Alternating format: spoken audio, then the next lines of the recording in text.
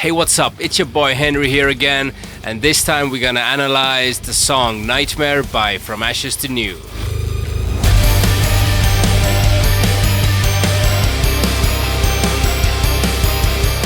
So today we are going to review a metal song. Has been a while and I'm very excited. So when I started making this video, From Ashes to New's latest single Nightmare was top 2 at Spotify's Kick-Ass Metal playlist, which is the biggest metal playlist they have. And top 2 is not a bad place at all. So I think we have to take a look what's behind the song. Number 1 was Sleep Token, but Sleep Token for me, I'm a huge fan, and this is definitely like so different band from anything else that is currently on top metal playlists. So I think it deserves more time, more focus, and probably needs a longer video. Nightmare is kind of a radio-friendly new metal slash butt metalcore type of song. It reminds a little bit like Breaking Benjamin, and for me it's like this sweet spot between metalcore and then Nickelback. So I think it's a very interesting song to really check out. And I don't mention Nickelback because it's a bad thing. It's just like very thought through radio-friendly rock music, and I think From Ashes to New really hits that sweet spot as well in a good way, but offering still something for the metal people as well. Anyway, it was fun digging into it, and let's get to the details. So, before going into structure and analyzing each section separately, I want to talk about the chord progressions of this song. When you look at the verse, we are moving from E flat 5 to C flat 5 to D flat 5, so power chords. They are, in my opinion, in E flat minor key. The chords can be also said 1, 6 and 7. And when you check the chorus, then chorus is C flat 5, D flat 5 and E flat 5, and you're already seeing that these are the same chords, but the only difference is that the cycle starts from a different place. The progression is still the same, they're going through the same order, but just the cycle starts from a different place. So in chorus it's 6, 7 and 1, while in the verse it's 1, 6 and 7. So that's a really cool thing, and when you hear the song you really feel both parts sound really different or have a different melodic vibe to it. And while keeping the same chord progression and just switching it up a little bit, you're able to create such a different vibe keeping just a 3-chord song. So I think it's a really nice trick to do, and I will try to see if I can do it in some of my songs as well. So let's talk about the structures and what to point out in each section. It has very many very used but working elements in this song. Starting up, intro, radio effect guitar. This means it has a very large high cut and low cut EQ, which means that only middle frequencies go through. So you have to find the sweet spot, how much you want to hear. And this is growing, and there is a nice like cymbal riser to it, which ends just before the end of the intro, so the next part can come in and hit harder after a small break. The next part is a main riff. Again, a very classical thing for modern metal songs. It basically is still the same chord progression and same layout as in verse, but the power chords are just transferred into a riff. So it's based on E flat, but as a riff it's moving with different notes, and then the section is ending with C flat 5 and D flat 5, again leading to verse super nicely. And also what to mention is check out the synths there. The synth in the main riff and the verse are basically the same movement, the same notes. It's just rhythmically laid out a bit differently to make the riff more aggressive, more faster, and the verse more mellow. When we're going to verse, then the first verse starts with 808s and synths. Again, we see that quite a lot in modern metal, in so many different songs. Doesn't matter if it's Bring Me the Horizon, Falling in Reverse, Wage War, all of those use a lot of 808s. And when the guitars come in, there's a small cool effect where the first chords are switched between your ears. So listen to that, that's really cool. But otherwise, really classic setup. It's just a few power chords, the first 8 notes, jung jung, and then the silence between them, and the rest is filled out with drums, making like a very simple groove again, but works really well. And when we go through 3 rounds of these E flat power chords, then we ended up with transitional C flat 5 and D flat 5 going to the next section. And to mention that first half is 808s and second half is like actual instruments, then vocals are changing also mid-verse. So first part is more singy and the second half will give you more like a rappier, aggressive vibe, just matching with the instrumental part rising as well. So pre-chorus we get again this 2-bar radio guitar effect as in the intro, and the drums are very in the background. The vocals start before the chorus comes in, and the pre-chorus instrumentation always stops before the last beat to give air to the vocals and make chorus hit harder when it comes in.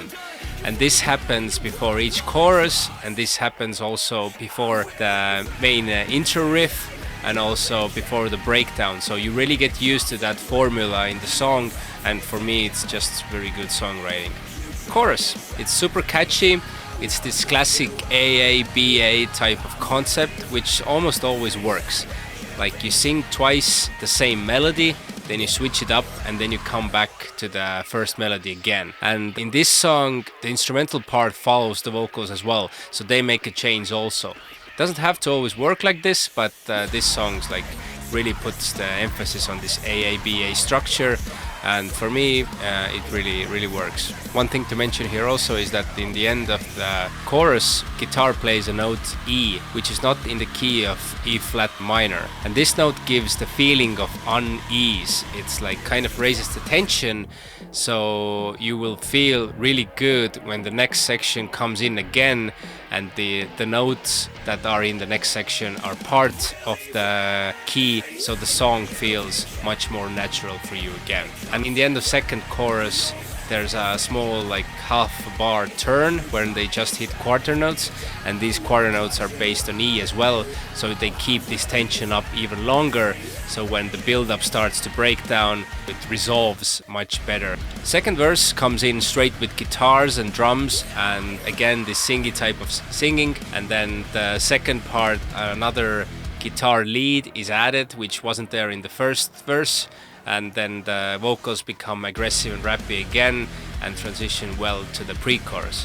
And the pre-chorus this time is only 1 bar, and this is also a very common pattern which you see in a lot of songs, that the first pre-chorus is a different length than the second one. It can be both way, that first pre-chorus is half shorter and second is half longer, but this time it's the opposite. So yeah, after the second chorus we get turn, which is only half a bar, and then we are going to a build-up, which is again a classic thing before the breakdowns, like a very subtle thing.